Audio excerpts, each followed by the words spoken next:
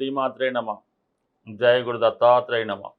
ఈ వీడియోలో మనం ధనుసు రాశి వారికి డిసెంబర్ 14 నుంచి 20వ తారీఖు మధ్యలో జరిగే వారఫలాలు పరిశీలించినప్పుడు ఏదైనా ఒక గ్రహం ఆ రాశిలో ప్రవేశించినప్పుడు దాని యొక్క ప్రభావం కంపల్సరిగా ఆ వ్యక్తి మీద అది శారీరకంగాను మానసికంగా ఫిజికల్గా కూడా ఇవ్వడం జరుగుతూ ఉంటుంది. ముఖ్యంగా కుజుడు లాంటి గ్రహం రాశిలో ప్రవేశించినప్పుడు జాతకుడు చాలా ఉత్సాహంగా వ్యవహరించడం జరుగుతూ ఉంటుంది. అదే ఆ ప్రవేశించిన గ్రహానికి అది శత్రుస్థానం అయినప్పుడు జాతకుడు అందరినీ విమర్శించడం, రూడ్గా ప్రవర్తించడం, గొడవలు పెట్టుకోవడం, కొన్ని సందర్భాల్లో యాక్సిడెంట్లు కూడా జరుగుతూ ఉంటాయి. మరి ధనుసు రాశి వారికి కుజుడు మిత్రగ్రహం. ఆ కారణం వల్ల జాతకుడికి తనలో ఉన్నటువంటి పాండిత్యానికి, అతనిలో ఉన్నటువంటి టాలెంట్కి తగిన గుర్తింపు వచ్చి చాలా పర్ఫెక్ట్గా దాన్ని ప్రజెంట్ చేస్తాడనమాట. ఎటువంటి భయం లేకుండా నిక్కచ్చిగా విషయాన్ని, వ్యవహారాన్ని తేల్చడం జరుగుతూ ఉంటుంది. ఏదైనా పని అనుకుంటే సంకల్పిస్తే అది సంపూర్ణంగా పూర్తయ్యే వరకు అదే ప్రయత్నంలో ఉండడం జరుగుతూ ఉంటుంది. ఈ విధంగా జాతకుల్లో విజయ అవకాశాలు ఎక్కువగా పెరిగాయి. అది కొత్తగా ఉద్యోగ ప్రయత్నం చేస్తున్న వాళ్ళకి అనుకూలంగా ఉంటుంది. బట్ ఏదైనా ప్రాక్టీస్ చేస్తున్న వాళ్ళు కూడా చాలా ఉత్సాహంగా చేస్తారు. కొన్ని కొత్త అవకాశాలు వస్తాయి. కొన్ని కొత్త విషయాలు కూడా తెలుసుకోవడం జరుగుతూ ఉంటుంది. అలాగే గురుదృష్టి కామన్గా ఉండడం వల్ల లగ్న పంచమాధిపతుల ఈ దృష్టి జాతకుడికి పూర్వపుణ్యంలో చేసిన ఫలితం ఈ జన్మలో రావడం వల్ల అనూహ్యంగా జాతకుడి యొక్క గుర్తింపు, పేరు ప్రతిష్టలు పెరుగుతూ ఉంటాయి. పిల్లల విషయంలో కూడా కొంత ఇంప్రూవ్మెంటు ఈ సమయంలో మీకు కనబడుతూ ఉంటుంది. ఇదే ధనుసు రాశి వారికి ఈ వారం 16వ తారీఖున భాగ్యాధిపతి రవి కూడా రాశిలో ప్రవేశించడం అన్నది ఒక గొప్ప యోగాన్ని పొందబోతున్నారు. అంటే మనం ఎంత ప్రయత్నం చేసినా, మనలో ఎంత టాలెంట్ ఉన్నా అదృష్టం అన్నది జాతకుడికి ఉండవలసి ఉంటుంది. అటువంటి భాగ్యాధిపతి రాశిలో ప్రవేశించి సుమారుగా నెల రోజుల పాటు సంచరించే సమయంలో ఈ నెలంతా కూడా గురువు యొక్క దృష్టి కూడా ధనుసు రాశి మీద ఉండడం వలన కంప్లీట్గా మీలో ఒక భక్తిభావం ప్రవేశిస్తుంది.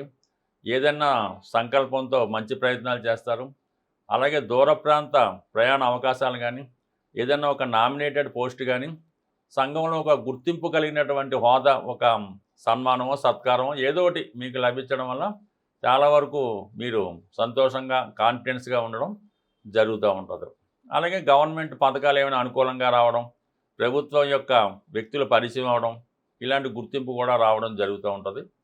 అలాగే మరి ప్రస్తుతం ఈ వారం అంతా కూడా శుక్రుడు 12వ స్థానంలో సంచరిస్తూ ఉన్నాడు.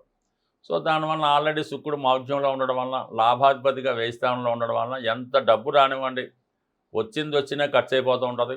అందులో సక్రమైన పద్ధతిలో కొంత మనీ వేస్ట్, కొంత ఏదో ఎంటర్టైన్మెంట్కో ఇంకో దానికో జాతకుడు తన గొప్పని చాటుకోవడానికి ఎక్కువ ధనాన్ని ఖర్చు పెట్టడం, ఎక్కువ బహుమతుల రూపంలో ఫ్రెండ్స్కి వాళ్ళకి ఇవ్వడం కూడా జరుగుతూ ఉంటుంది. ఎప్పుడు ఈ ధనుసు రాశి వారు అర్హత లేని వాళ్ళకి, పనికిమాలిన వాళ్ళని చేరదీసి వారికి ఎక్కువ ఇన్వెస్ట్మెంట్ చేసి వారి కోసం ఖర్చు పెట్టడం జరుగుతూ ఉంటుంది.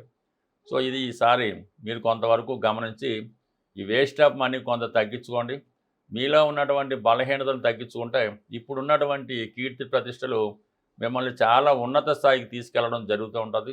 ఇదే సమయంలో మీరు మీ యొక్క వ్యాపార అభివృద్ధికి కానీ, ప్రస్తుతం చేస్తున్నటువంటి ఆఫీస్ కాకుండా వేరే చోట ఒక బ్రాంచ్ పెట్టడం కానీ, మీ వ్యాపార కార్యకలాపాలు వేరే చోటుకి విస్తరించడం కానీ జరిగే అవకాశం ఉంది.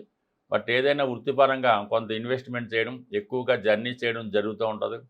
ఇవన్నీ అనుకూలంగా ఉన్నప్పుడు కూడా కేవలం అర్ధాష్టమ శని ప్రభావం వల్ల కొన్ని విమర్శలు తప్పకుండా ఎదుర్కోవాల్సి ఉంటుంది.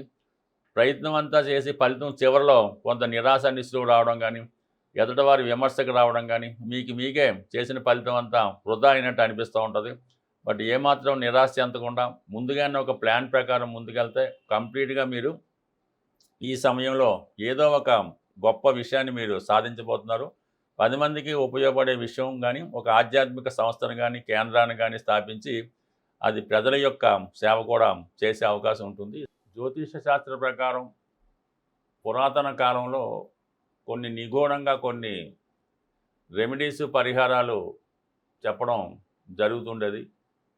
మీరేదైనా కోర్టు సమస్య కానీ, వైవాహిక జీవితంలో భార్యాభర్తల సమస్యలు కానీ, ఆర్థిక పరంగా అప్పుల బాధలు కానీ, కొంతమందికి వివాహం జరగడం లేదు అనుకున్న వాళ్ళు గురువింద గింజలు దొరుకుతూ ఉంటాయి మార్కెట్లో. ఇప్పుడు పెద్దగా ప్రచారంలో లేకపోయినా కొన్ని ఆయుర్వేద షాపుల్లో కూడా దొరికే అవకాశం ఉంటుంది.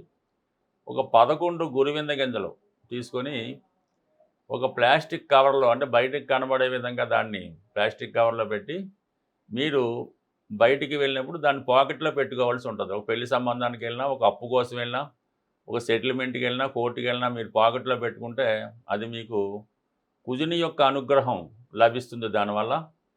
దానివల్ల మీరు వెళ్ళిన చోట మీకు ఇటువంటి విషయాల్లో విజయం లభించే అవకాశం ఉంది. ఇది బాగా చిన్నప్పుడు నాకు చాలా అనుభవం, చాలామంది సక్సెస్ కూడా పొందారు. ఈ మధ్యకాలంలో పెద్దగా వీటి గురించి ఎవరికి తెలియకపోవడం, మళ్ళీ కొత్తగా ఈ వీడియోలో మీకు తెలియజేయడం జరుగుతుంది. అలాగే ఆర్థిక పరంగా పోగొట్టుకున్నటువంటి ధనం తిరిగి రావాలి అంటే షేర్ మార్కెట్లోనో అప్పిచ్చో ఏదో విధంగా ధన నష్టం అయితే జరుగుతుంది.